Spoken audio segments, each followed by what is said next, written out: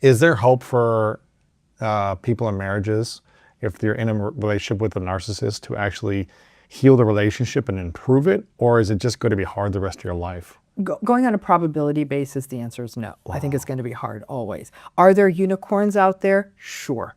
But the amount of commitment you'd need on the part of the person who's narcissistic, I mean, we're talking about daily commitment. On the person who is a narcissist. Then the person who's narcissistic has to get into therapy multiple times a week. They have to be willing to have humility. They have to be willing to be mindful. They have to be willing to regulate themselves. That's a long list of things they need to be willing to do. They can't be impulsive. They can't say whatever's on their mind.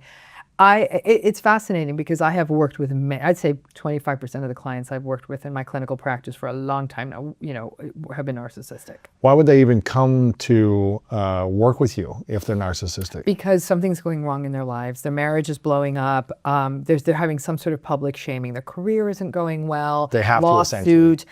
They feel the world is against them.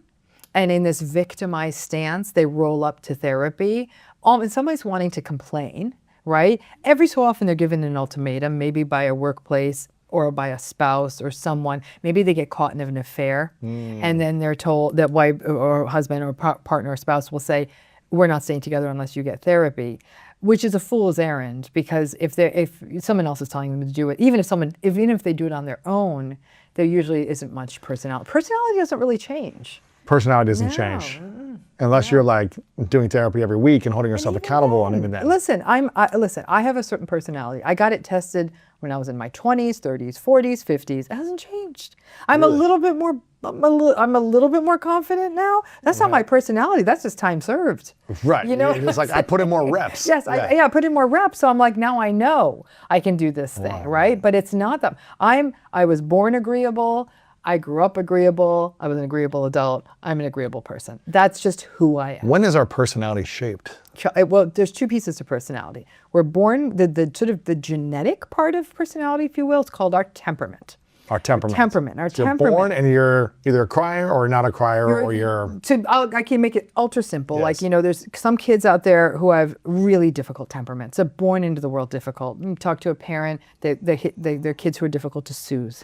They're to make them stop crying, to help them sleep. As time goes on, they're just difficult kids. They don't play as nice. They have low frustration tolerance. They're difficult with their siblings. They're punchy, fighty. They get to school, they can't sit still, they're always getting into trouble, and none of the adults like them.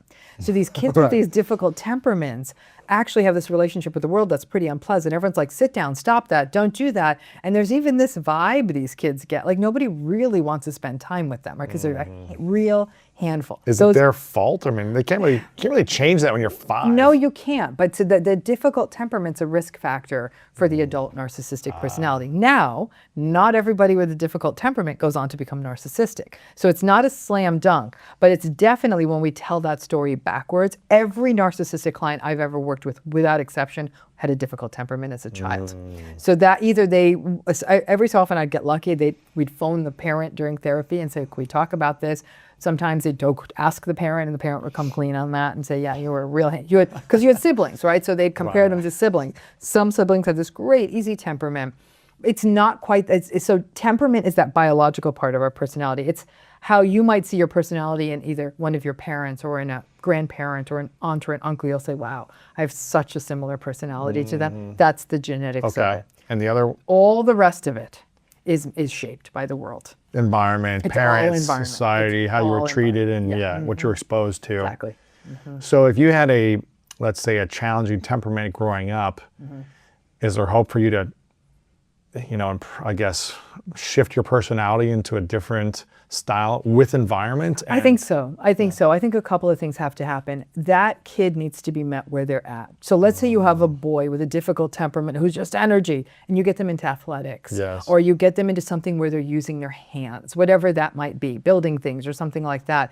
And you really are with them. Instead of saying, you're being so bad, you're so difficult, like, wow, look at that rocket you built, or like, oh my gosh, you ran 10 miles today, or you threw the ball, or like, this is great, like, let's do it together. And they have a parent who wants to maybe do those things with them. I've heard of this is where it's interesting. I hear a lot of these stories, if not in athletics, but people who do things like climb mountains, that kind of thing.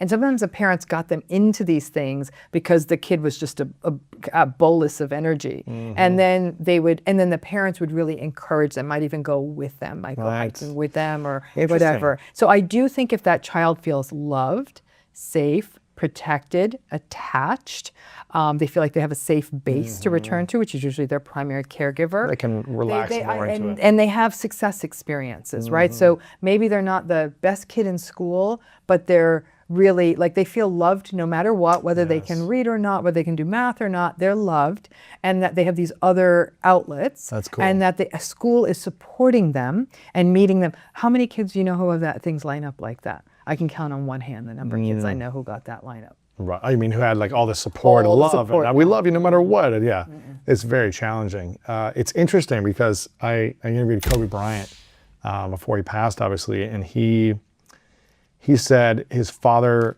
one summer when he was playing basketball, I think he was 13, he said he didn't score 1 point the whole summer in like this summer competition league. And he said, my father told me, no matter what, I'm going to love you. Whether you score 0 points or you're the highest scorer, I'm going to love you no matter what you do. No matter how good or how bad you are, I love you no matter what.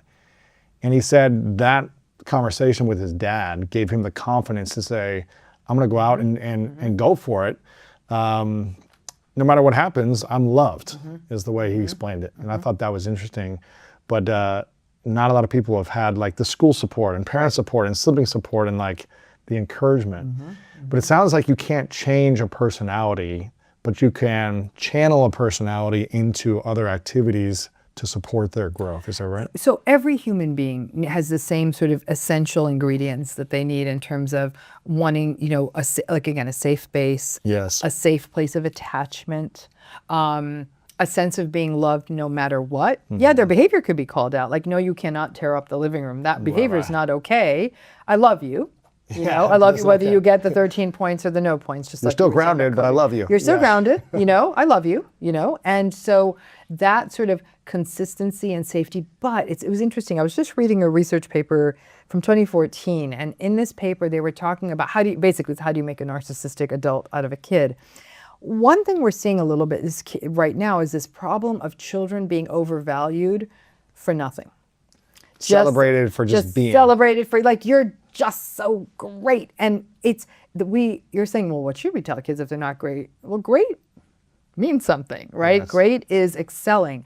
So you love a child, you cultivate their strengths, but the idea being that narcissistic parents are very vulnerable to thinking their kids are great because they have to be. They're my kids, so they better be great kids.